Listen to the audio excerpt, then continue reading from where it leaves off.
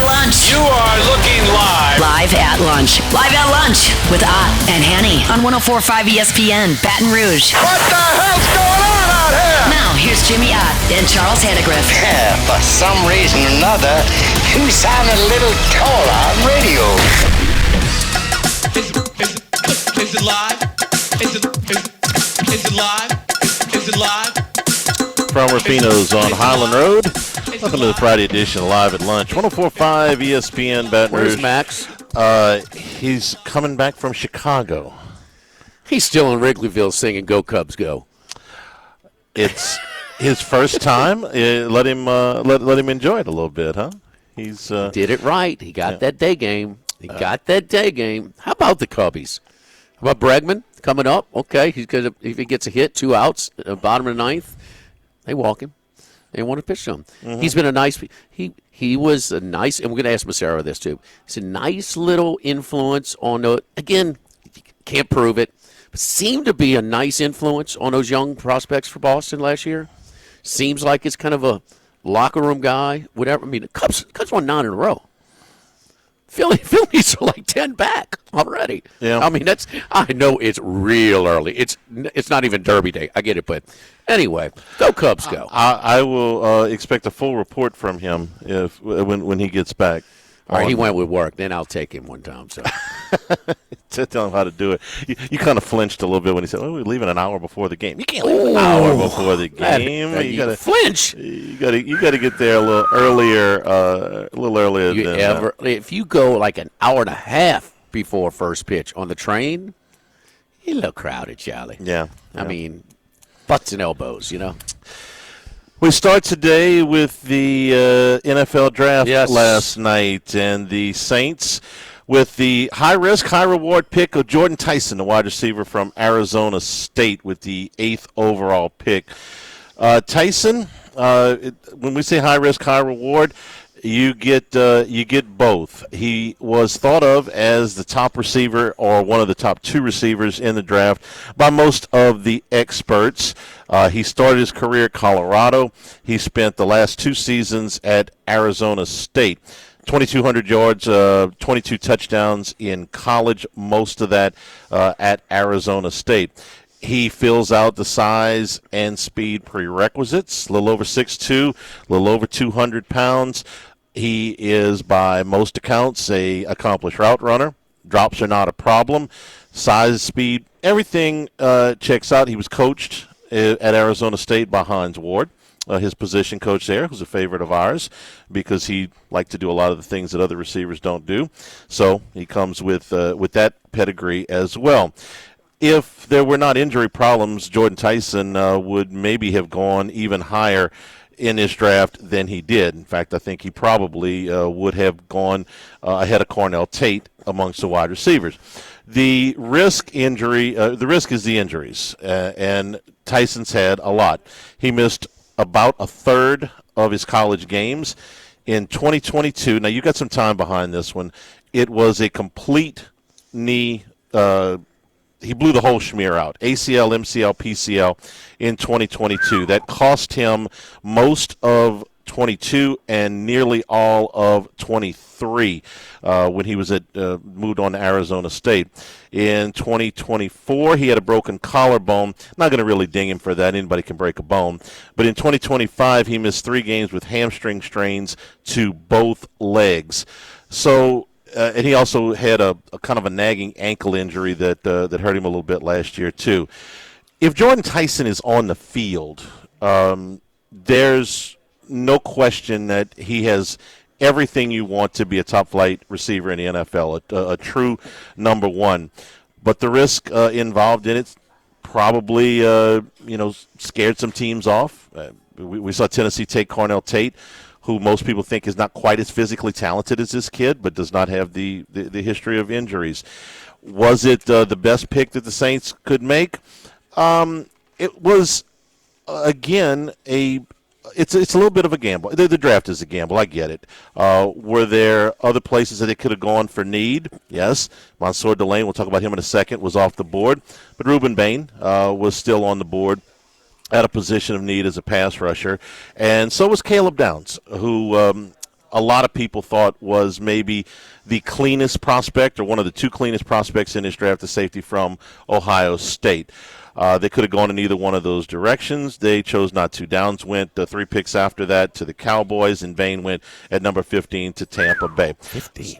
So, 15. So Jimmy, I'm not in love with the pick because I think there were safer places to go. But now that he's been picked, I'll be hopeful that, again, the major knee injury is 4 years in the rearview mirror, so that he's recovered from that and played at a high level after that. The hamstring thing, we've seen some guys fight hamstring problems, and sometimes it is that's more recurring, and it lingers with you. And sometimes you kind of grow out of it. I was thinking about Patrick Peterson this morning, who had a lot of problems with hamstring tightness when he was at LSU. That was not as big of a problem for him when he got to the NFL. So, hey, it's a position of need. It's something that they wanted to address in the very early parts of the draft. So, not my favorite pick, but I don't absolutely hate it either. Well, the thing is that last night I absolutely hated it. From the knee specialist here, but what if he gets another one? Yeah, that's the thing. Then you start to see a deterioration of your physical capabilities. I mean, is there? You watch him post that multiple ligament repair. Yeah. That is just ramping it up. And that's why he missed so much time. That's understandable. It's not on him about the recovery from and I think it was triple ligament. ACL, MCL, PCL, and it was over a calendar year that he was on the shelf. It better be. Yeah. I mean, yes. You add about 25 to 35% pain, recovery, the whole deal of a blown ACL, just by itself, which is, anywhere from 9 months to now. It varies depending on the aggression of the rehab and on the timing. Anyway, yes, but high risk, high reward. Do the Saints have to throw the dice a little bit? So that's the positive part. I'm going to be optimistic here. The risk about he could be the best receiver in the draft. Could be. Yeah. And so I'll tell you this. We're handicappers. We knew we had to figure out because if he was playing or not. He was an impact guy. Okay? Well, and we were looking at Levitt's numbers dropped off, when he was out of the game, and you can understand why. Who's wouldn't? He absolutely. Only Ty Simpson can, handle those. Get type to of him losses. in a second. But anyway, bottom line, would you have taken him? Wait. Let's revisit. Let's revisit our conversation yesterday. You went through this. Mm-hmm. Yes or no? Would you be excited or disappointed if the Saints take this guy? You went through him. You brought up Tyson. Yeah. We both agreed. Yeah. Injury history or short arms. I know the short arms are fashionable, and they might affect Campbell. But to this point, have we seen it affect Bain? Not in the games that I watched. Okay, no. all right. No. So, can that affect him when he slows down deeper into his career? He's got a long way to go. I'm just part of me is, and look, Delane went in Kansas City. Mm-hmm. Well, think about it. What, did you hear his immediate interview after? Man, he knew about specs. He knew about what he likes, where you better be versatile. You got to be able to blitz. Oh, it was impressive. They did their homework on him. They liked him so much they traded up. And they have. It's so funny. They've had great corners, but they let him go. They have confidence in Spagnuolo, where he's got a guy he can develop him. Yeah. That's a great spot for Mansour. I agree. I agree. Great spot. And that's part of it. Some of these guys just don't have a chance because of the clubs they go to. And I never saw – we saw Delane mocked in the first round. I never saw him mocked that high. So Charlie, great for him. Was Cardell Tate from Ohio State a little bit of a reach at 4? I thought so. Yes, he is. So. Okay, yeah. but what do they have there? They have a young quarterback. They do. That they think that there's a guy, and they go give him a piece, right? Yeah. Okay, so would we say maybe the Saints might? Don't be surprised. Yeah. Okay, do you like Etienne as a player? You do like him as a player. You don't like the price. Yeah, I don't like the price. Okay. Well, guess what? Do you like this player? Yeah, when but he's you on the don't field. like, but not at this spot. Right. Okay, right. you don't like the price. I like. So wait a minute. The other guy better. A team who thinks they have that young quarterback trying to put pieces around him, despite what they have elsewhere. Well, welcome to the club. And I said that yesterday. I get that. I get all of that. I'm more inclined to the Pittsburgh, Baltimore, Green Bay style of drafting, which is take guys in the first round with high floors. The guys that are so unlikely to. Caleb Down is who I would have picked. There's no higher floor than him. Right. Even if he's 80% of what you drafted or 60%, he's still going to be a good NFL player. And you can take chances in the later rounds. Loomis gambles way more than I ever would with draft day stuff. And this is a gamble. Now, it could pay off. I don't hate the player. It's not like they reached on somebody who should have went in the third round. Those are consistent winners. Yeah. Those are organizations that have consistent rosters that always have them competitive because they take the low floor guys. Okay? The high floor guys. I'm sorry, high floor guys. Yeah. The Saints are not that. No. The Saints need to throw the dice a little bit. Well, I mean, the last two drafts they really haven't. They have gone with really solid. Those are outliers. Yes, in Loomis's career, they are outliers. That's why I like them so much. It's like, wait, hang on, I got no. Kelvin Banks last year was a very high floor guy. Was he the highest rated guy on everybody's board? He's a home run man. Yeah. I mean that's a guy. 3-year starter for Texas. Plugged him in. He played all 17 games. Fuaga was also really good, I thought, in his rookie year because they asked him to play left tackle where he hadn't been. Not as good of a second year, but I got Tyson confidence in him. could be the best receiver in this draft. He could. He has that potential. Now, how does the other thing is how does he fit with Olave? How do they complement each other? Yeah. What do you think? What is Olave? What kind of style? What kind of style is Tyson's a bigger guy. Yeah, I think Olave goes to the slot because if Valet is going to be on the other, Valet is the other big guy on the other side. He would rip it up in the slot. Well, and I think that's where he's going. He's a shorter, quicker, in and out of his breaks type of, yes, as far as a physical guy like Tyson on the outside. And Valet is even bigger than him on the other side. So but not the speed guy. No, he's not the speed guy. No. They brought him in to be that physical receiver. And Shuck appears to be a reader of defenses. He doesn't seem to force things. He's reading defenses and throwing where the coverages dictate that. And if you got a nice complement of receivers, which they do now, I mean, that's some possibility. You got a back. You got two backs. We'll have to see what they do with Kamara, but there's all of a sudden. This is a completely different look of supporting weapons, of weapons that the Saints have. That been the last 5 games when that's our evaluation period. It's almost like they put him through quarterback boot camp with the limited weapons that what was he throwing to in Atlanta? In the last game of the season. I mean, some of these guys, and they were still. Now he's got this. That's a little exciting. And I expect him to do 2 more things in this draft offensively. I expect him to take a tight end in the middle rounds, and there are some nice receiving tight ends in this draft to be the 3rd guy this year. And I expect him to take an interior offensive lineman with the thought that they will move Cesar Ruiz out in a year. So I expect him to address those positions. If they do those things, okay. Better draft than the Rams, huh? I learned something today. I was listening to Adam Shine, and I learned that remember, because the no-call game, that just horrible memory of that game. And then they showed the 2 Rams fans.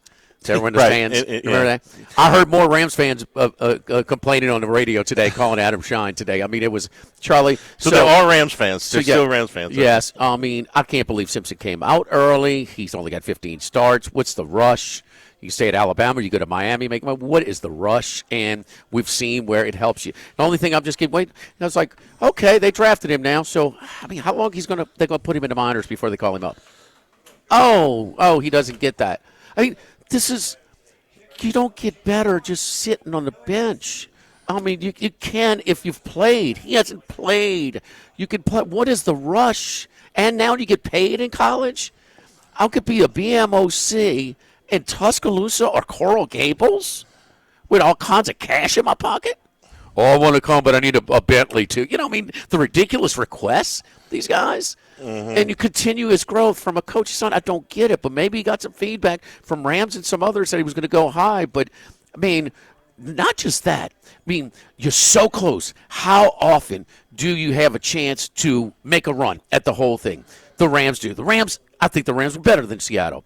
They lost that Thursday night game. They could have been played at home. We'll never know, but it was so close. Had they played at home, I think they win, and they're going to beat the Patriots.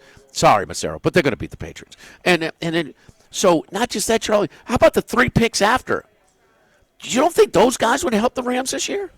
Absolutely. I can name 20 guys that would have. But bam, bam, bam. I mean, you want protection for him. You want a weapon. You want a Bane. You want Jimmy. Every single player that went last night would have helped them more than Ty Simpson will next year. Of course. Yeah, all 31 of them. That's why the guys are going tonight will.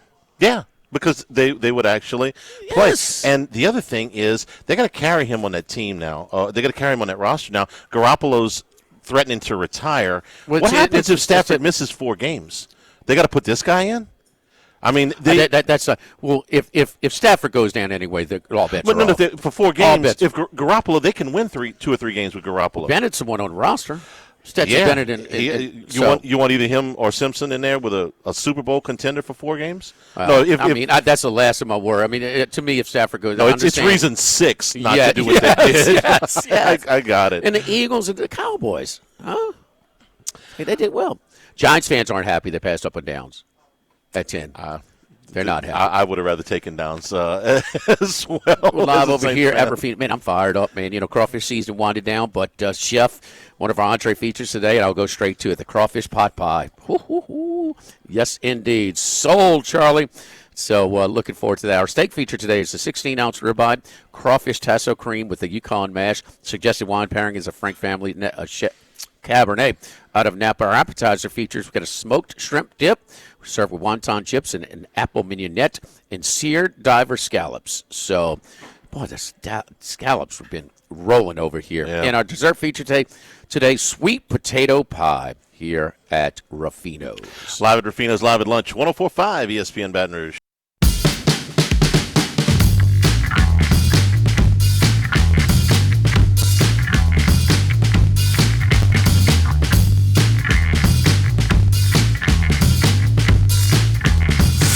Live at lunch with Ott and Hanny from Rufino's on Highland Road on 104.5 ESPN, Baton Rouge. Hey, Jimmy Ott, Charles Hennegriff live here at Rufino's. Let's go out to Las Vegas, San Diego. Our buddy Chris Massaro, professional sports gambler, joins us each and every week at this time. Chris, how you doing, buddy? I'm doing good, Jimmy. Yeah, we're still in San Diego. We make the trip back to Vegas on Wednesday. We got Kentucky Derby week coming up. Yeah, I'll tell you what. Look, we're having some technical issues today, but let's get right to your picks, Chris. We can barely hear you, so our interaction will be limited. But where you let's start off in the NBA. And boy, you know, I was looking at there was a $250,000 bet yesterday. Bet at Bet Rivers on the Knicks money line. Ouch! You got a headache this morning there. But who you looking at in the upcoming action for the NBA? Okay, I'll talk a little louder. Maybe you guys can hear me. We'll see what happens. So there's been a couple ways to play it. I've been playing some in-games. I've been getting a little bit unlucky. I did have the Knicks last night plus 6.5 live. They came back. You know, they ended up blowing it late. A couple of turnovers by Brunson. But tonight I'm looking at 3 games. I really like the Spurs tonight on the money line. I played at minus 116.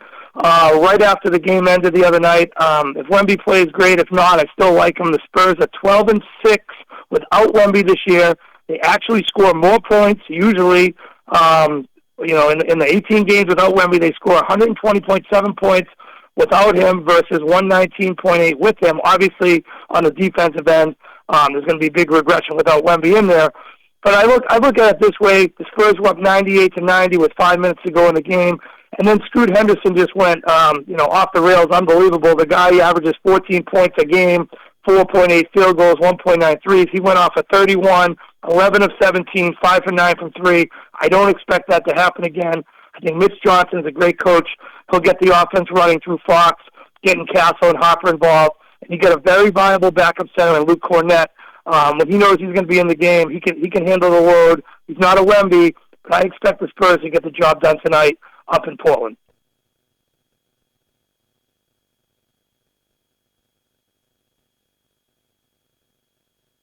Spurs on the money line. Who else, Chris? I'm going against my Celtics tonight. I like the Sixers plus 7.5. I'm going to look to in-game this as well if I don't see what I like. But look at this. The Celtics look like the team from last year that wasn't afraid to blow these big leads with these big point spreads with their expectations high and mighty. Listen, I get it. If they hit all their threes, they're going to most likely win the game. But the Celtics with 13 for 50, 26%. The Sixers are top 10 in defense in the three-point and from three-point land. They're number 9 defending the three. And the Steves have a lot of younger guys who haven't had this much prevalent of a role in the playoffs. You got Hauser and Cater and Shireman. And another problem they have is their third option, Derek White, hasn't been able to shoot the ball well lately. He was 2 of 10 from 3 last game, 2 of 7 in the Game 1 win, so only 4 of 17 from 3 so far in this series. I'm a little leery of the Celtics team. We're not sure how much they're going to push Tatum. 7.5 on the road. Sixers have some gamers. Maxey, Edgecombe, Paul George is playing pretty good. Give me the 7.5 points with a look to maybe come back Celtics in game if I can get a better number. But I like the Sixers plus 7.5 at home. All right. Interesting. The Celtics, too, became the first team in the postseason last game to attempt more threes than they did twos in that one. And, did not remember what blew those leads in that approach. I mean, when they're not falling, attack the rim more. It's interesting that you would go against them. So, anyway, and the Sixers shot the worst for the playoffs from 3 in Game 1 and shot close to the best, right at 50% in Game 2. And your final pick in the NBA. Yeah, I really like this play. We can play it a couple of different ways. I like under Lakers team total. I played it under 99.5 last night. I can't see the Lakers scoring 100 points. They had 101 at home on Wednesday, and that was with a 33-point first quarter. That was with LeBron getting 28 points. That was with Marcus Smart hitting 5 of 7 from 3 with 25 points, and Kennard getting 23. The rest of these guys, besides very limited road playoff experience, Rui, Vanderbilt, Jackson Hayes was out there. Bronny even played meaningful minutes in the second quarter. I mean, the Lakers are extremely limited. I don't expect LeBron to have a big game on the road. He's playing huge minutes at his age.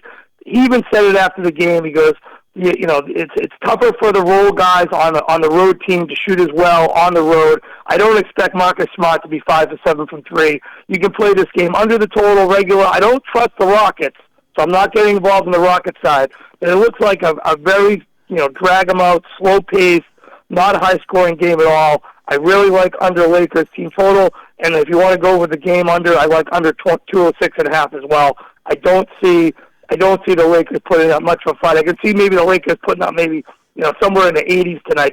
They don't have enough weapons. They just got too many guys hurt, and age is going to catch up to LeBron at some point. I'm going under Lakers team total.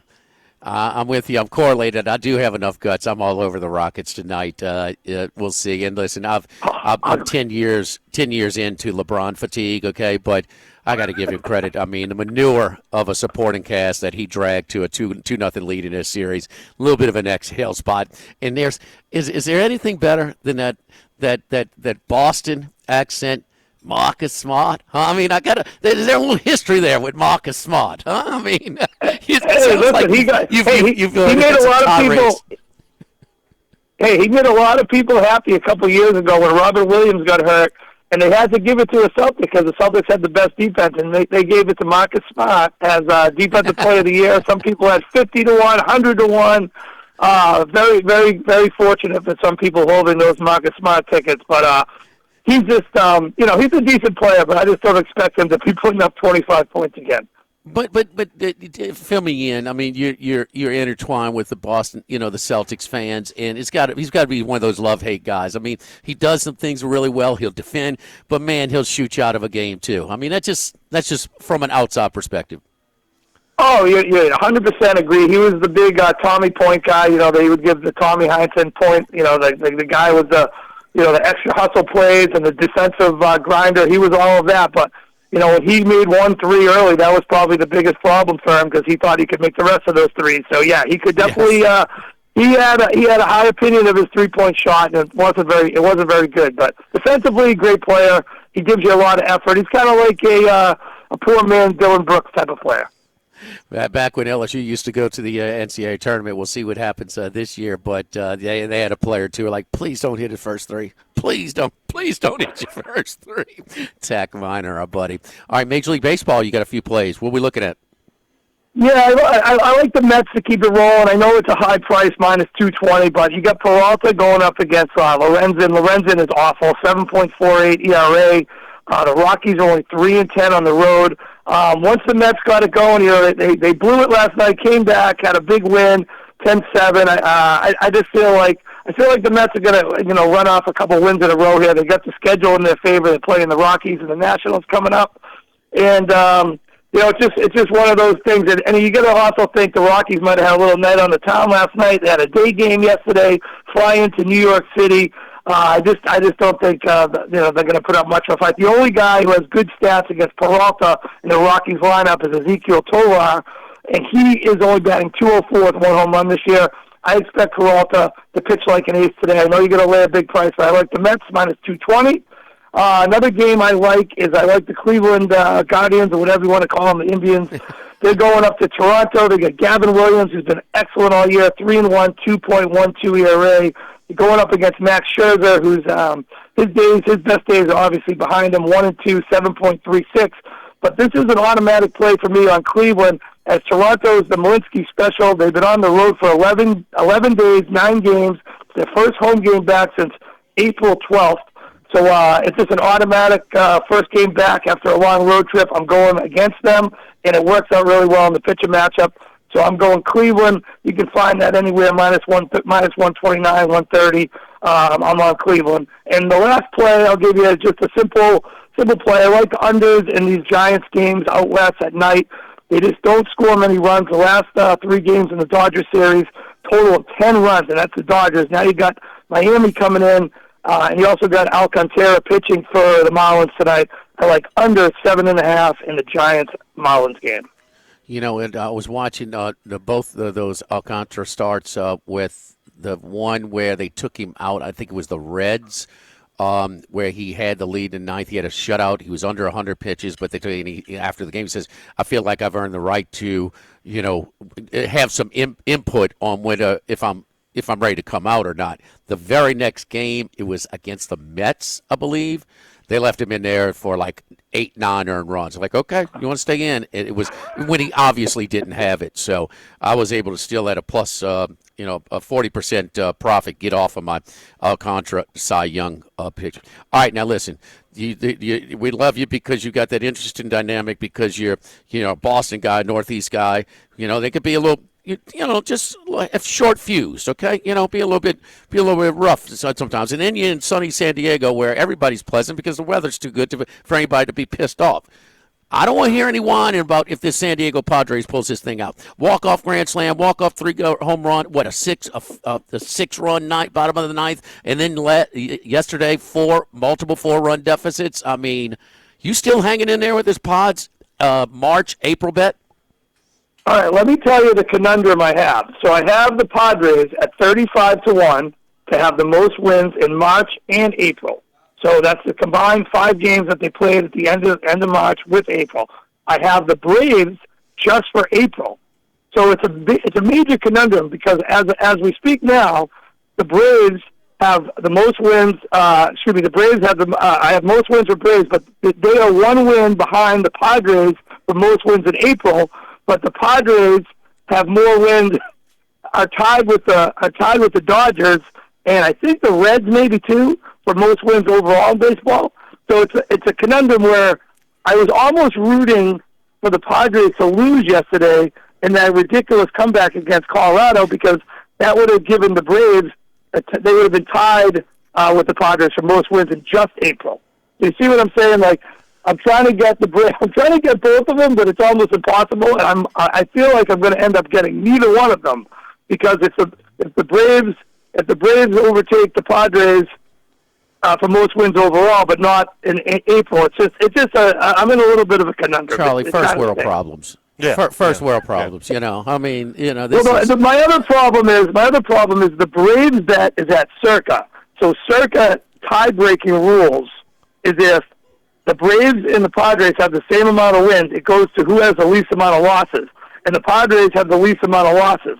So I'm going to end up losing that bet. The Padres bet is at DraftKings, which I will get a split. But for some reason, the Padres are going to Mexico City tonight, so they have an off night on a Friday. So they have one less game.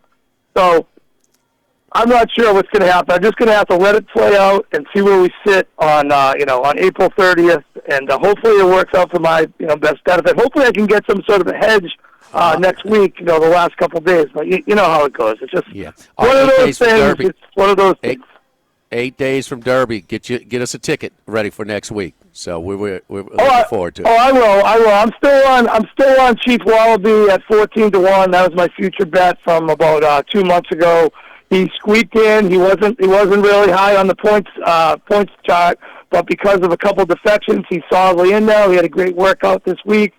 So we'll see. But I'll put together a super ticket for you guys next Friday.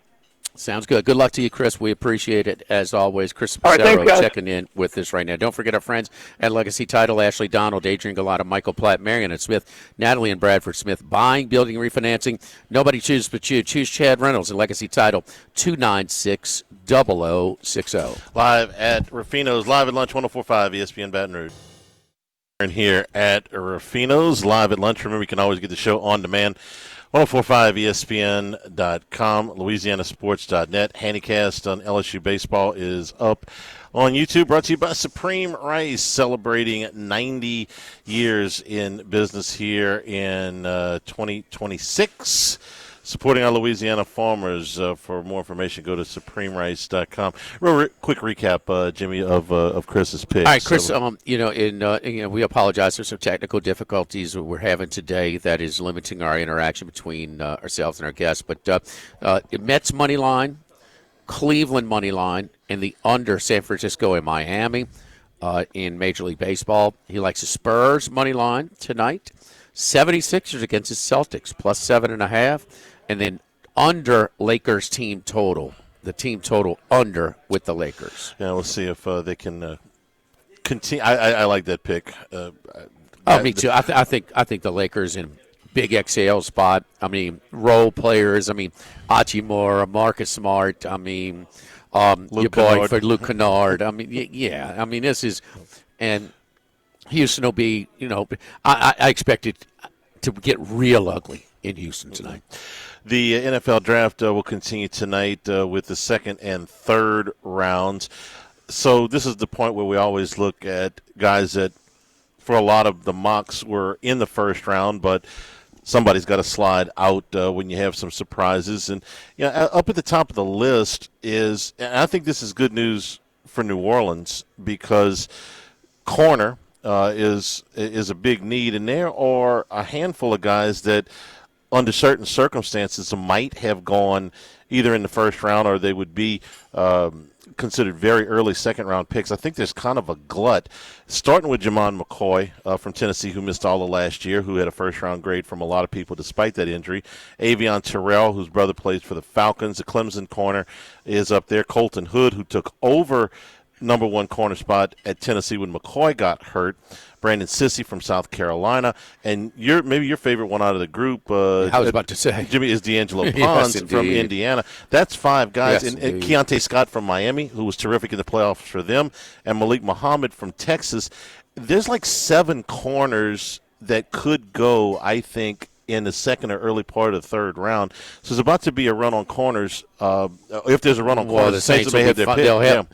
Well, how many of those? I mean, might not exactly be from all those, but they're going to be at least half, maybe projected of those guys left. Yeah, the Saints picked. The Saints have the 10th pick tonight, so yes, I would say at least a few of them. I mean, at least 4, and all of them are quality guys, and that's the thing we talk about. Okay, what do you like as your first pick? But what other positions of need are going to be available with your next pick? Yeah, and so this part of it, getting your wide receiver, And there's some other wide receivers but I don't know if the wide receivers left are at the grade these cornerbacks are. I would say one of them is, and that's Denzel Boston from Washington. He's the top receiver on the board. He's a couple of teams, services have got him as the top available player overall tonight. He's a big-bodied guy. But the next best receiver, I like Chris Brazzell from Tennessee. Zachariah Branch from Georgia, who pulled his, stupid routine last week when he's out at 1 o'clock in the morning telling cops, whatever he was telling them to get arrested. He's up at the top of there. At a time where you should be on your best behavior. I'm talking about stay home and lock the door, man, and don't do anything that is going to give you any problems.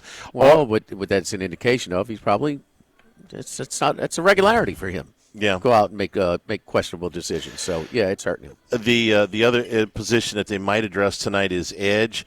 Zion Young from Missouri, who we saw an awful lot of, is probably the number one guy. Cassius Howell from Texas A&M, boy, we remember him. He came untouched. It was the second play of the game again, but he was led the SEC in sacks. I really like Gabe Jacas from Illinois. He's a bigger edge. I think he could play in that odd front. I think he is really good. And then Mason Thomas from Oklahoma, Kieron Crawford from Auburn. Big Ten had more picks last night. First time in, I think it was 17 years that the SEC hasn't led with number one picks in the first round. Of course, Big Ten's got more teams. But Big Ten had a better year. They did. Maybe for 2 years. Maybe for 3 years. They won the last 3 national titles. I don't know if they've been better top to bottom all 3 of those years. But they weren't better top to bottom this year than the SEC. The SEC's conference RPI was still stronger and has been. But, again, earlier in the year, and I just, Georgia, that was just a hard – so we don't kill them. They're a good team, but they were those 2 or 3 rosters that they had consecutively were, that was part of their super run. And when the SEC's got, everything, all the pieces fall into place, they're still some of the better teams that we've seen historically. But it's you didn't really have a team in the SEC that was capable of winning the whole thing. Just didn't. I mean, Alabama, Oklahoma, that's a joke, man, that playoff game. I mean, we saw that in Pasadena. I mean, had Georgia not lost their quarterback, that might have been a little bit different, if they weren't making the first start against Notre Dame in a game. But still, they weren't. Ole Miss is as great of a run as they had. They didn't have the roster they had the year before. They had a better quarterback, but they didn't have the roster they did the year before. If Kiffin's coaching, do they win the game? I know we talked about it at the Miami, time. Like the 3rd and 2s were a joke in that game. They were still deficient up front. Miami's so much better up front than them. I mean, Chambliss had to play at a ridiculously high level to bail that game out and maybe get Beck to make some mistakes. That game should not have been as close as it was. The Miami Ole Miss game. Yeah. So. The other thing we'll be watching tonight is I think that A.J. Halsey will be the next LSU player off the board. I think he could go in the second round. If not, I think he'll probably go early in the third. We liked his play all year. He's going to be, I think, taken off the board tonight. And maybe Garrett Nussmeier in the third round. I don't know. There's a little Carson Beck noise. That's the early point. Yeah, there's a little Carson Beck noise that he may be the next quarterback off the board, probably, in the third round. I would say Nussmeier's more likely to go in the fourth, but I wouldn't rule out him going in the third round tonight. Possibility. I don't know. I mean, third, fourth, fifth, I don't know. I wish he would have landed with the Rams. That would have been a good spot for him. Oh, but they took a quarterback. No, Simpson wins. I thought his coach was a little bit surprised. Has never had a conversation. You're going to draft that guy right there with only 15 starts and you haven't had conversations with him? The whole thing was surprising. Yeah, the whole thing was surprising. It is just puzzling. Very, very surprising. Very puzzling. Like I said, I found out they were actually Rams fans that existed. Don't forget our friends at United Community Bank, the local way to bank big with locations from Baton Rouge to Golden Meadow. We've been serving the people of southern Louisiana for over 50 years. United Community Bank, running a business can be difficult enough without the right relationship with your bank. With United Community Bank's local business bankers, you're not just a number, you're a partner. Our great team of bankers, Prentice Wilkes, David Henry, David Campbell, Hunter Creed, Nicole Glover, and Heath Meir. Stop on by and see how we can help your business today. United Community Bank, member FDIC, equal housing lender. Live at Rufino's, live at lunch, 104.5 ESPN Baton Rouge.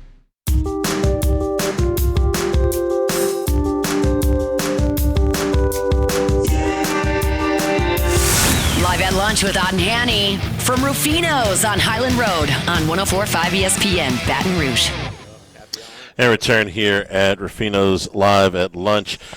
LSU's series with Mississippi State, the game today has been moved up to 3 o'clock. They're expecting some inclement weather tonight in Stark Vegas. LSU is going up against Tomas Valenkas tonight.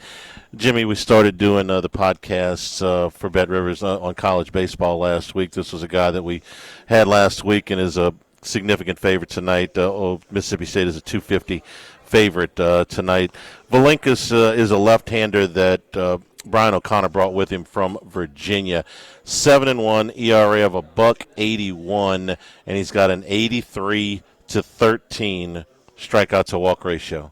That's good, right? 83-13. Yeah, that's pretty good. Opponents only hitting a 195 against him, and even in the games that he's got one loss and a no decision, he still pitched really well in those games. So LSU, of course, going up there without Jake Brown. The freshmen are going to be expected to take on a bigger role, and they're going up against one of the top pitchers in the country in Tomas Valenkas. So going to be a tough deal for LSU tonight and in this series. When have they been a bigger underdog? In SEC play? Period. Probably the 21 season. They finished 13-17 in the league that year. Now they made a run in the postseason. They got to a super regional, but they were 13-17 in the regular season. If I had to guess without looking, probably one of the games that year.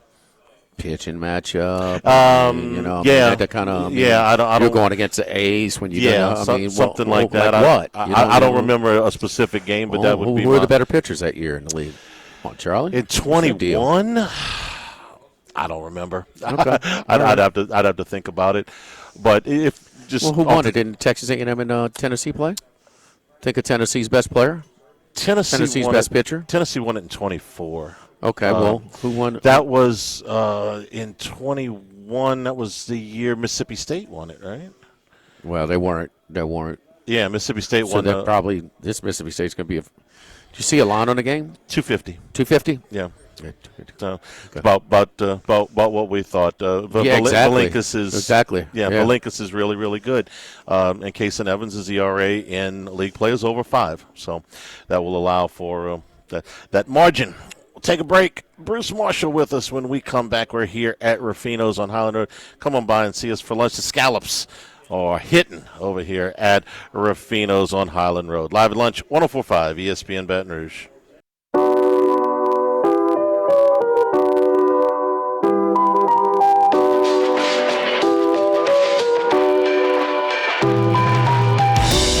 Out there somewhere in the world.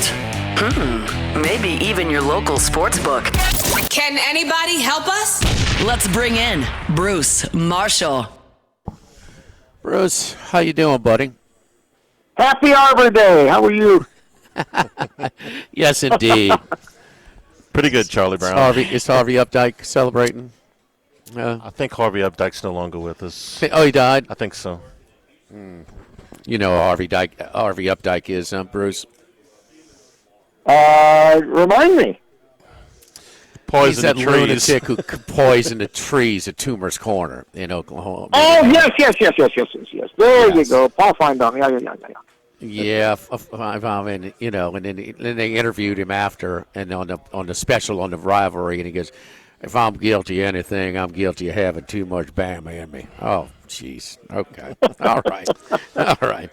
I mean, my goodness. All right. The end. Well, I have to ask you because you grew up a Rams fan, in that area, and the Rams making a little headlines with their draft last night. Did you catch any of that? I did, and I was a little surprised. I haven't been a Rams fan in a long while, but that still surprised me nonetheless because this is a lot higher than we thought Ty Simpson would go. And I thought maybe later in the first round, maybe Pittsburgh or somebody would take a shot at him before he got to the top of the second round, which I didn't think he'd last past. I didn't expect him to go at 13. As it relates to the Rams, here's the surprise for me and a few others, is that they are, I don't know that this was the point to take a first-round pick on a developmental project who may not even play this year. They are in a championship window as long as Stafford is there.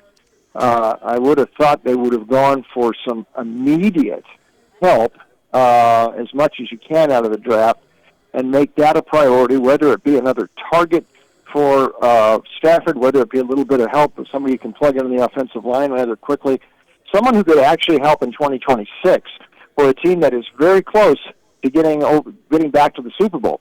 And this was a pick that a first-round pick you had that is, even if it goes to plan, he's not really going to play this year. And that plan is still subject to some question. I mean, is he really going to be the...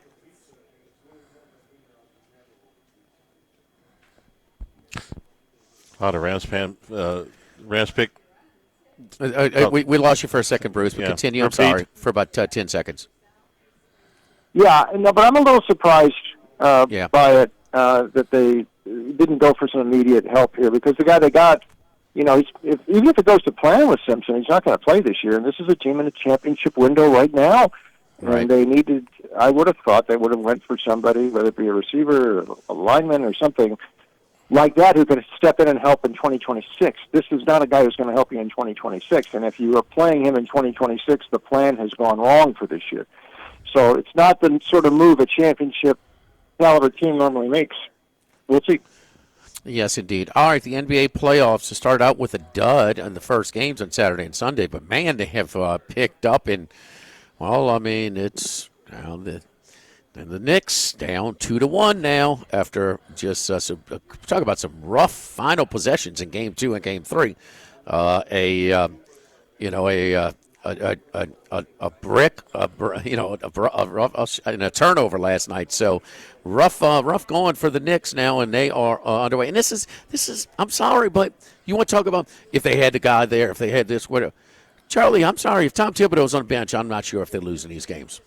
I'm sorry. They've had some rough stretches. We weren't wild about that when they fired him. No, it's Bruce, your thoughts on the NBA playoffs, and we'll start off with the Knicks Hawks. Yeah, no, I think you might be right, Jimmy. And that the Thibodeau hire, and it was basically because Dolan, the owner, basically said, "I want to win a championship. I don't think I'm going to win one with Thibodeau. Let's hire Mike Brown." I mean, was that an upgrade? I don't think so. And I think Brown may have to face the same music if they go out in the first round here, which it looks like they might. When you watch this series, you're right. They have not executed it right at the end of the game. They never should have blown that lead in Game 2. That could come back to haunt them. They're not out of this series by any means. But you just watch the game here, and fundamentally, athletically, this is a tough matchup for them. And the Knicks are going to continue to run into these matchups. I know how good Brunson is, and I know how much he can score. But darn it, he's a defensive liability. He is too small out in the perimeter, and the Knicks can often go small out on the perimeter, especially when they're playing, McBride and Alvarado in there. They are small. Defensively, they can get exploited out there. And I think you've seen, more length on the Atlanta side, more athleticism, just causing the Knicks some fundamental problems. It's still a close series. They get back into it if they can win Game 4 for sure, and it's been close wins for Atlanta, the last two. But, something tells me this thing's going to go 7, and I'm not sure the Knicks are going to survive. And if they don't, I think that's the last of Mike Brown we'll see. I mean, because, Jim Dolan has already put down the hammer. It's title or bust, and if they don't get out of the first round, I think we know what's going to happen. All right. Anything let's say tonight, Boston trying to bounce back. The only team in the playoffs so far to attempt more threes than twos in a game, that was Boston in game 2. Hadn't they learned their lesson when they're cold from the perimeter? Just keep on jacking them up. Remember those big blown leads in that series lost last year to the New York Knicks? Apparently they haven't. Rockets looking to bounce back. Lakers at exhale spot here after LeBron taking that week of a supporting cast to a 2-0 lead. And then San Antonio, Wembanyama out. Charlie, is that official? Yes, official. Yeah. Okay, -2.5 at Portland without Wembanyama. Yeah, no Wemby tonight, but let's talk about that first one at the outset here. Boston and Philly. Strange in game 2. That can happen, like you say, Jimmy. Sometimes when you shoot 50 triples per game, you can end up missing 37 of them like Boston did, and it equates to too many empty trips. And they are liable to go cold like that, but they're also liable to turn it around. I checked out, over the last, they haven't lost back-to-back games in over a month. And only once in the last 2 months have they also lost back-to-back games versus the spread. Embiid probably out again tonight for Philadelphia. Looked like Boston was on the verge of an early knockout in game 2, up 13 in the first quarter. Then it all went cold. I think Boston is more likely to bounce back here tonight. I'd be looking probably to go with the Celtics. Also, just a note, overarching, unders in the first round were 13-3 through the first 2 games of each round. Didn't quite hit as much last night, but that's still in the back of my mind with some of these, even for this one tonight, the Boston game at 215.5, 216. But I do think Boston bounces back tonight. The Lakers, listen, I think they can win this. Well, obviously, but they were up 2-0 in this series. And this is more down to, I think, Houston just is not a real team. I mean, they're not. They don't look well coached. I don't know what they're running on offense. And, yeah, Durant can cover some of that up, but, I mean, basically when he's there, they just sort of clear out for him and let him shoot. This is just, fundamentally, they are at the mercy here of what LeBron is doing to them. He's controlling pace. He's getting all the Lakers involved. He's got guys like Kennard scoring points. Marcus Smart has stepped up. Hachimura. Even if they don't have Luka. And by the way, there's a chance Austin Reeves comes back tonight. And this is almost vintage LeBron here, and he's showing what he can do. And Houston's just not enough of a team to confront. I am shocked at this number being as high as it is. I think the Lakers can certainly slow the pace. This series has gone under the first 2. This is another one that I might look at under tonight, but definitely Lakers. And the Wemby factor is interesting here. And by the way, Wemby, now I guess he'll come back, maybe in game 4, but concussion there, and then, Jalen Williams, Oklahoma City, repulling the hamstring. There's some key guys, going down and getting hurt here. So this could impact these series. In Portland, I don't think Portland can quite pull it off like I think Atlanta could pull it off. It took San Antonio going really cold down the stretch in game 2. And I know Wemby wasn't there, but they were in, control of that game. And they had played well and beat Portland a couple weeks ago without Wemby as well, and Portland was trying. And they also missed Castle in that game, too. I think San Antonio bounces back even without Wemby. Portland is kind of dangerous, but I still think San Antonio gets the W tonight and retakes control of that series. But the Lakers are the real interesting one in the West right now. Not only is Austin Reeves been upgraded to questionable, but Kevin Durant has been downgraded to questionable. He's got a sprained ankle for tonight. So do with that what you will. Wow. Quadruple header tomorrow. Pistons, Magic, Detroit. 2.5-point favorites on the road. They got the split with a big second half in game 2. Suns and Thunder, that's a lopsided. It's about as lopsided as it gets. Thunder -9.5 and favorable draw for the second half. You should as the number 1 seed. Hawks and Knicks. Knicks a desperate spot here. They're 1.5 at Atlanta, down 2 games to 1. And Nuggets, Timberwolves tied up at 1 apiece. Denver on the road, slight 1.5-point favorite. Yeah, we'll go that last one first. I mean, Minnesota, again, fundamental matchup. We saw this in the playoffs 2 years ago when Minnesota took Denver out. It took them 7 that year. The Joker is really struggling here the last couple games. Now, you'd expect him to bounce back, but personally, I thought Minnesota, if Ant Edwards is 100%, and he's been playing, he's still, the leg is bothering him, somebody is playing. I like having Julius Randle on my team more than having Karl Anthony Towns. And the Knicks might be finding this out, too. There is something, there's a little softness, maybe I shouldn't say that, about Towns and his game, that I think Randle's a bit more hard-edged, and I think Minnesota's benefiting from that. And again, athletically, they just look like they match up really well with Denver. I think Denver's in serious trouble in that series. I don't think Oklahoma City's in trouble like they shouldn't. I mean, they're up 2-0. Haven't had too much trouble yet. You just wonder, though, if this could be a Cleveland-Toronto thing, where maybe the home team gets hot one game here. Phoenix does. They have guys who can score. They can spread the floor.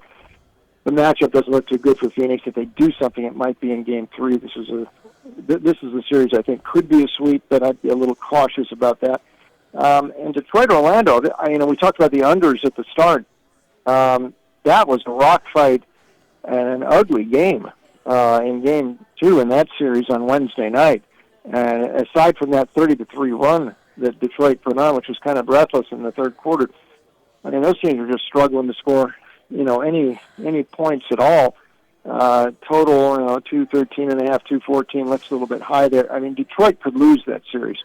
Fundamentally, they've got, Orlando could, matches up pretty well with them. But I think what we've seen, Boston is, they've lost a game too. But Detroit's vulnerability as a number 1 seed, I mean, they just don't have, beyond Cunningham, a real reliable second, Duran maybe, but a third scoring option, no. They're vulnerable. Orlando's got a shot in that series, but I think under is what I would look for in Game 3 on Saturday. All right, Brucey, and I guess have you noticed the Premier League, Arsenal just collapsed, and Man City just run by them, huh? Now on the tiebreaker, huh? A little bit something out of left field, but they say it's a big collapse of major proportions. Yeah, and there's lots going on. I mean, Chelsea just fired its manager this week after he'd been in charge for 3 months. Tottenham is on the verge of getting relegated.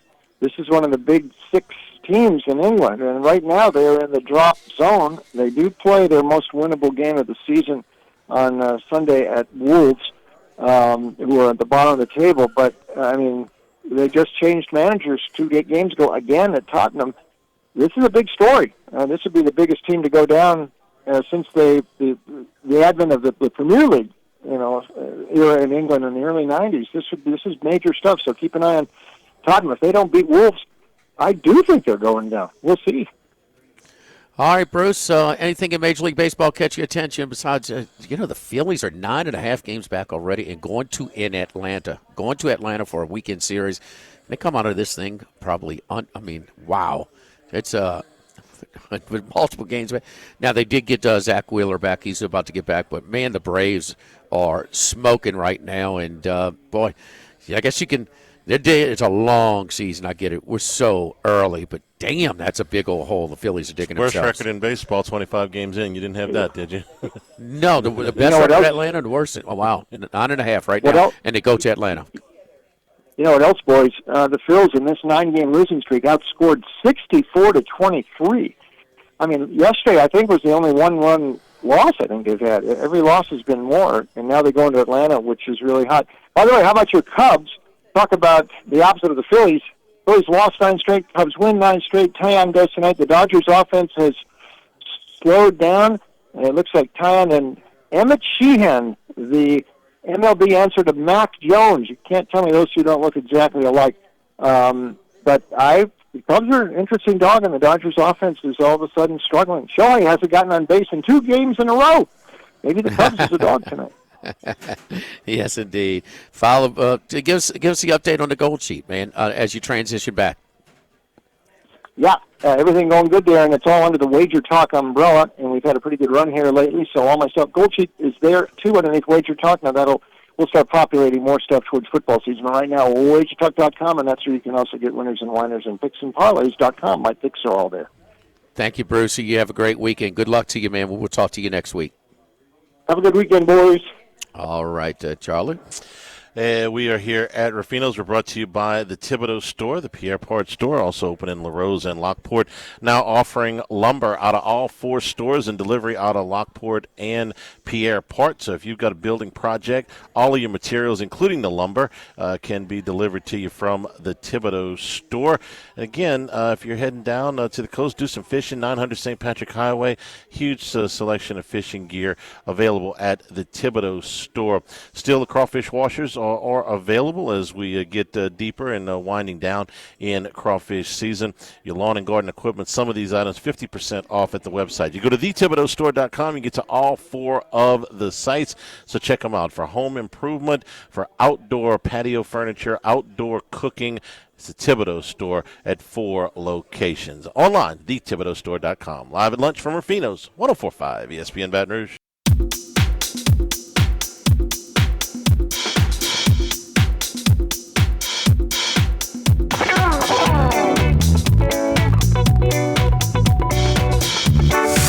Live at lunch with Odd and Hanny from Rufino's on Highland Road on 104.5 ESPN Baton Rouge. And return here at Rufino's Live at Lunch. Come on by and see us here in the lunchtime hour on Highland Road, just off of I-10. NFL Draft continues tonight. Jimmy, they've mocked rounds 2 and 3. A couple of things I want to run by you if these things happen. This is an ESPN mock. And I kind of heard a little bit of this driving in this morning, that Arizona, who's got the number 2 pick tonight, would have thought about trading back into the first round had Ty Simpson gotten that far. Should have traded out a 3rd pick last night. I mean, come on. Everybody's in love with Love. You so far away. And, I mean, that would have made a lot of sense. Maximize your pick. Well, if you think that one was interesting, they're mocking Carson Beck with the 2nd pick of the 2nd round to Arizona. Now, we've seen plenty of this guy. There was a time when I was watching him when he was at Georgia that I thought Carson Beck was going to be a first-round pick. When he was surrounded by a bunch of superior athletes, huh? So at Miami, they go to the national championship game. I don't know if I'd take him with the number 2 pick in the 2nd round. Hell no. They might do that and think, well, if it doesn't work out, we'll come back and take quarterback next year because we haven't used a first-round pick your roster, man? On him. That's what I would do. The other pick that is interesting, before we get to the Saints pick, is that they do have Garrett Nussmeier projected to go in the 2nd round tonight at pick 53 to the Pittsburgh Steelers, who need a quarterback. Aaron Rodgers still hasn't told them if he's coming back. I think they are assuming that he will, because otherwise Pittsburgh's – I mean, I don't think they're going to go with Will Howard. That would give Nussmeier a fighting chance to be a starting quarterback fairly early in his career if Rodgers plays for one more year. That'd be a pretty good spot for him. You got a new coaching staff. Pretty good. That would be great. It's just ridiculously good spot. I mean, it's easily in the top 5 of where you could go. Yeah, easily. It's a great spot, and that's part of it, man. Some players are doomed, by the teams that they're forced with, and other players, I mean, like I know we've had our battles, but what if Jalen Hurts was with, a bad organization? Arizona. Yeah. I mean, what? Come on, man. Swap Jalen Hurts and Kyler Murray, Philadelphia and Arizona. But Howie Roseman, he worked it again. He's going to do the obvious and trade Brown after June 1st to lighten up the money. Okay, he's going to do that. He went and still got his wide receiver, although he slid down and still got him. Yeah, picked up some more draft capital. And a guy that was projected to go higher as well. Should have went to the Rams at 13. We thought. Just when you do things in a certain order, it tends to work out for you. As much as we beat up, and they deserve it, and the Jerry Jones and his antics, he wants more sizzle than steak, and it has been counterproductive, and it hamstrings the whole operation. They have drafted well. And they did it again. They're one of the stars last night. Getting down to where they got him. And to move up one spot, what did they give up? Nothing. think it was a pair of fives or something like that. Yeah. It wasn't. It wasn't a whole lot of draft capital. No, they have done a good job with that, and to get not just him, but to get They've a pass rusher consistently that taken guys that have fallen down, that have slipped down, consistently, and that's what Jimmy Johnson built it on. right. Yeah. They missed on Taco Charlton, but most of the rest of the Okay, first round that's picks one. have been That's one. right. You know the percentage of first round picks that are hits? About 50%, a little over 50%. It's just a hair over. Yeah, a little bit. Yes. Over. And Malachi Lawrence was an edge rusher out of UCF that a lot of people liked. So, they did very well in that first round. The Saints are mocked, and this I think would be real interesting, to take Cassius Howell from Texas A&M. Jimmy Howell in 5 seasons. Now, 3 of those were at Bowling Green, but in the last 2, he 27 college sacks. That's a pretty significant number, and 15.5 of those were at Texas A&M. 11.5 of them were last year. But what I really find interesting about it is this is a player that the Saints' previous administration would not have taken.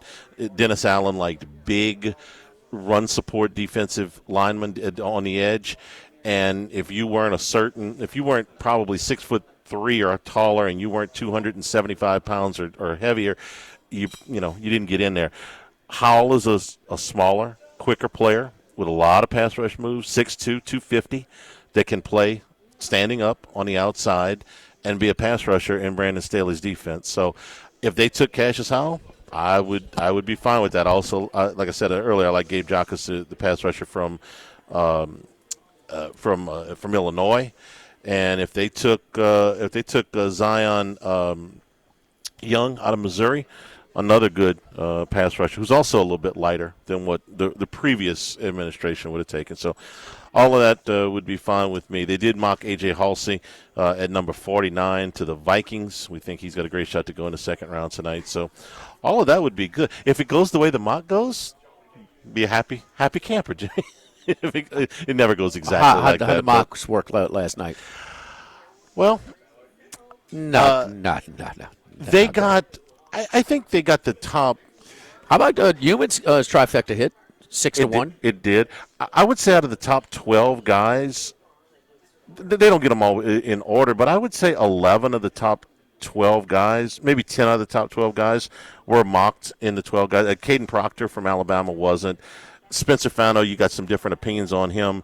I know you were happy he went at number 9. Yeah. But he wasn't mocked in the top 12 of all the drafts. But the rest of these guys, I would say they got him. Where things went off the rails was when Simpson went at 13. Didn't you think, though, when Kansas City moved up, they were taking Delane? That was it? I know I texted you, but kind of – it's just – the broadcast was clued into it pretty quick. Oh, they were too? Yeah, they were. So which one? The ESPN. Okay, yeah. well, there's much of them. I mean, that was what their prediction was right off the bat. So I didn't have a whole lot of time to think about it before they were like, we think that this is. Humans can be a little bit ornery at times. No, but I did text him when he was pretty happy about that. Oh, he was a little butterfly. yeah, he was probably pretty happy. He I would imagine. responded immediately. Yeah, I was excited because yes, I did hit a 6-1 on Fano going 9th. I didn't like originally because I thought Reed was going to take the offensive lineman. That's why. Mm-hmm. But I still got lucky that they took who drafted 9 when they swapped with them. Well, that was the Chiefs. The Chiefs moving up. No, but who moved to 9 to take Fano? Cleveland. That's what I'm saying. Cleveland, yeah. So, yeah. So, I mean, I kind of got lucky as far as it wasn't the original team that I had to draft 9th, but I did have that. So, but I got the coin flip right. threw it right away with the Rams, not taking a wide receiver. So. Well, I got the coin flip right with Bailey and Reese with the Jets, but I also had Styles going 5th, and I think had Reese not been there, the pick that threw me was Tate. Most people think that Bailey is more ready now. Yeah. The one from Ohio State is maybe might have more Reese. upside. Yeah. In Ravel Reese, but does Aaron Glenn have a longevity there? No, he almost didn't make it out of last year. So, right. So he's somewhat fortunate to still have a shot. So he needs guys now. So how much of that weighed into it? Probably a lot. I mean, I would think. And I was surprised. If my seat's hot, but some of these guys don't realize their seat's hot. I was surprised that the Titans didn't take Reese when he slid to 4. Some guys don't realize the seat's getting hot. Some administrations don't. No. Kalen DeBoer? So you're being a little bit of a hypocrite on that deal. Me? You know that? Yeah. So let me explain. Okay. So what have you criticized because their fan base and all that, and they're well, that's showing some patience and some understanding by the administration by Alabama, right? Mm-hmm. Huh? Well, I've mostly criticized the fans more than the administration. But like I said yesterday, the administration makes zero sense, Charlie. They haven't had to deal with a coach, like an extension outside of the room. Saban. Like what has been like? Oh my! What are they doing? What is LSU doing? What is that? Man, they just throw. Who does these contracts? I mean, the era of college football now and coaching and the new roster bill, where old coaches aren't necessarily as good as they were. At the new rules, right? Right. And so you dig in yourself. And to Woody's defense, I mean, he made that hire in that contract with Kelly under the old rules. So I mean, and he was an older veteran coach that didn't adapt and didn't embrace it. But now that you've seen these guys made, what are they doing? And now you're counting your pennies more than ever. The waterfalls in the barbershops are put on hold. Okay. Yeah. So how do they dig themselves a hole like that? That is amazing. It has been so long since they've had to make we think it's 50-50 whether he's going to be good long term or not, right? I don't care about the history. Now you got to read the room now. No, I know. But where is DeBoer going? I agree with you leaving you 100%. They just haven't had to do this in a while because Saban was automatic. Yes, you're going to extend him. Surely you knew you had to fire. Well, this just in, he ain't Saban. No kidding. Okay, but what makes sense of it? There's no sense. No, I wouldn't. No. I wouldn't have done it. Especially in a time where other people, you've learned about others' mistakes that don't dig yourself a deeper hole than you have to.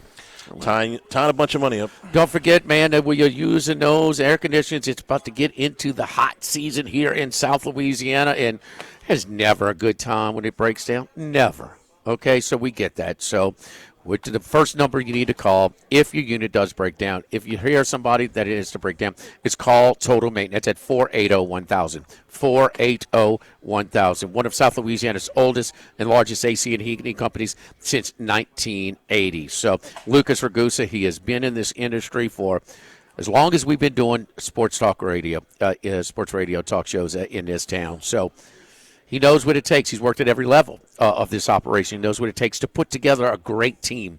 And I've had some friends who have called it, and they were nothing but satisfied. 480-1000 if that unit breaks down today. Call today. You get service today. Service today every day means you will never sleep hot. We're factory authorized dealers for Carrier, American Standard, Daikin, and Rheem products as well. And our membership programs are the smart way to go. They cover all services with discounts and extended warranties, and we'll let you know when it's time for your unit to get a checkup to make sure that it's running at its optimum. It's not going to be.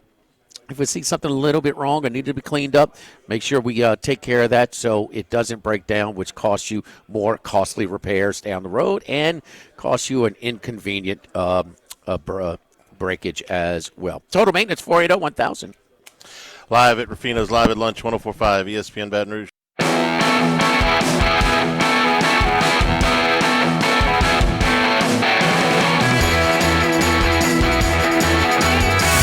Live at lunch with Ott and Hanny from Rufino's on Highland Road on 104.5 ESPN, Baton Rouge. All right, let's go to New York, talk to veteran handicapper Ace Simonera. And Ace, I spoke to you privately, but publicly, I want to pass along my condolences with the loss of your mother, brother. We are sorry. I certainly appreciate that, Jimmy. You're a first-class act. I appreciate your condolences and your thoughts. But all right. All good things here, great memories, and, moving on to baseball, NBA playoffs, just a great time of the year. Draft last night, getting the juices flowing for the NFL draft. NHL playoffs as well. Majors in golf in a couple of weeks. The Kentucky Derby next week. There really is no slow time of the year when it comes to the sports schedule or sports betting. So, yeah, I'm immersing great myself right into sports. It's been a great week, man. The NHL too, and we kind of dip our toes into the water as far as that goes, but you can't help but see that the level of intensity in those, and they're always competitive and different storylines and upsets along the way. The NBA come in after a dud Saturday and Sunday, the first game of the 8 series.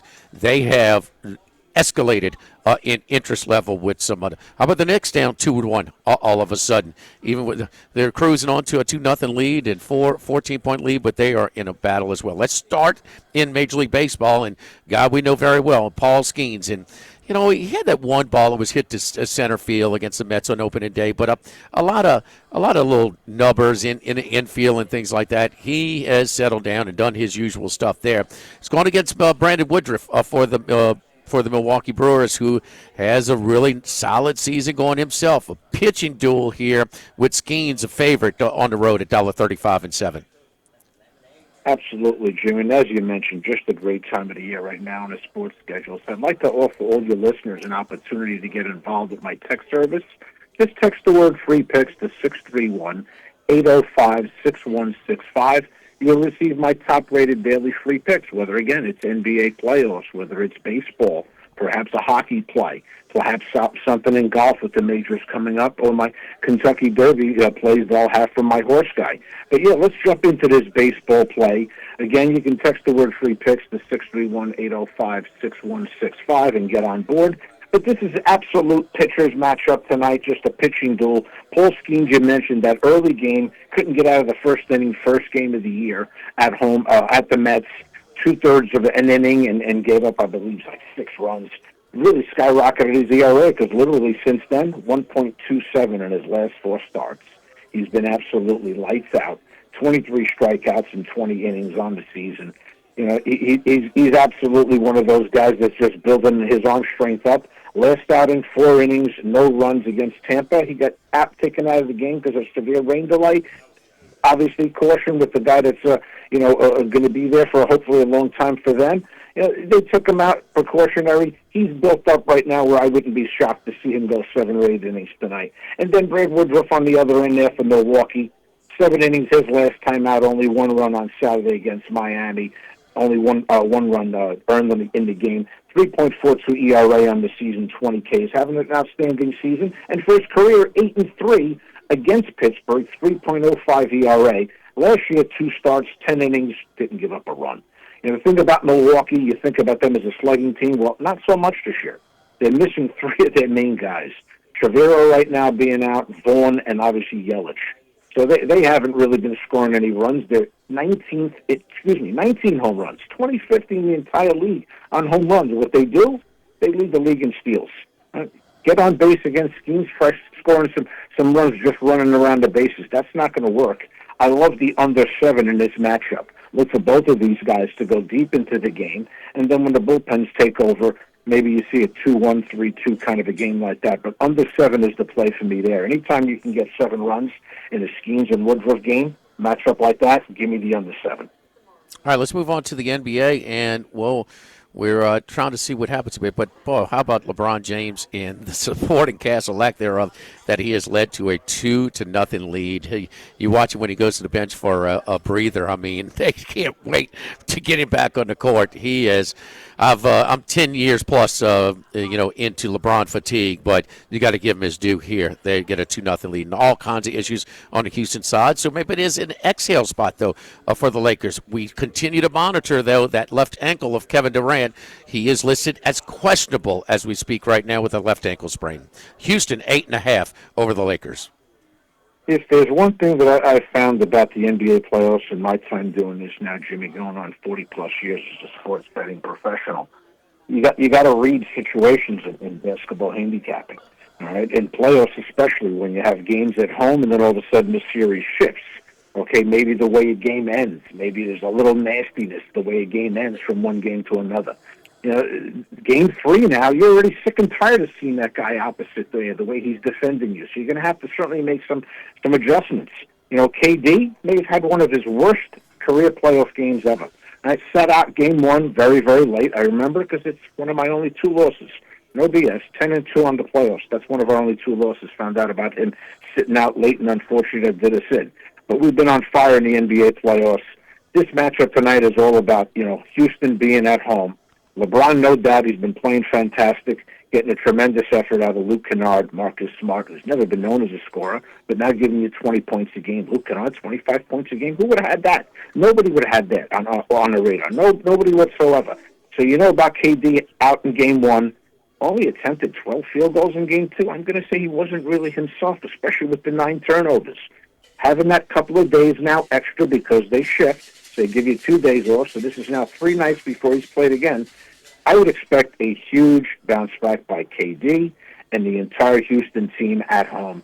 In his career, he averages 29 points a game. Get on Houston minus the 8.5 in a game that looked like they're begging you to bet the Lakers. Jumped out at 9.5, that spread. For a second, it was 10.5 yesterday.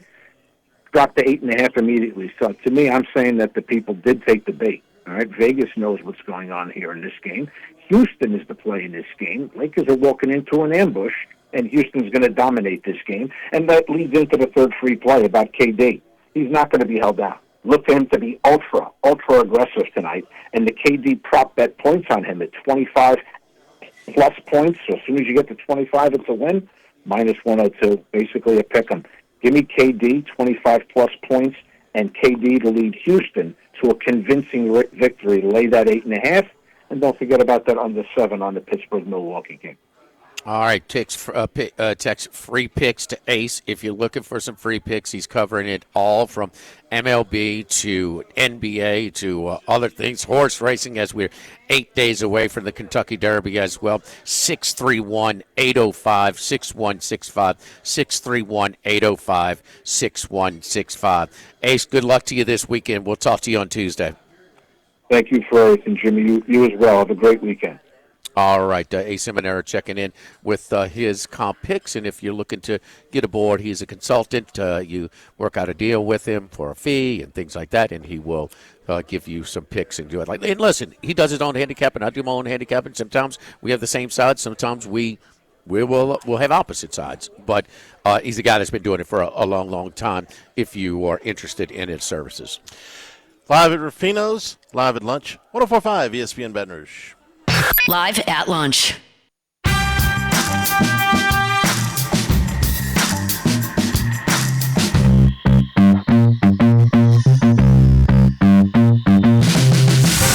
at lunch with Odd and Hanny from Rufino's on Highland Road on 104.5 ESPN Baton Rouge. Down at the Zurich, the pre-tournament favorites. The Fitzpatrick brothers are on the lead after shooting a 65 today. They are 15 under for the tournament, a one-stroke lead over about a half a dozen teams. The other high-profile team that is in the field, Shane Lowry and Brooks Koepka, shot 3 under today, 69. They're 9 under par, and they are 6 shots out of the lead. But Matt Fitzpatrick continues that run. they were kind of flat yesterday. 6 under yesterday. They were no, they were 8. They did finish 8. They shot 64-65 for the first 2 days to go 15 under. And yeah, but Charlie, you got that's some. That were the leaders yesterday, like 14 under. It was way up there. It's 58. The Smalley and Springer shot a course record yesterday, 58. 14 under. Yeah. So they tee off here in about 10 minutes.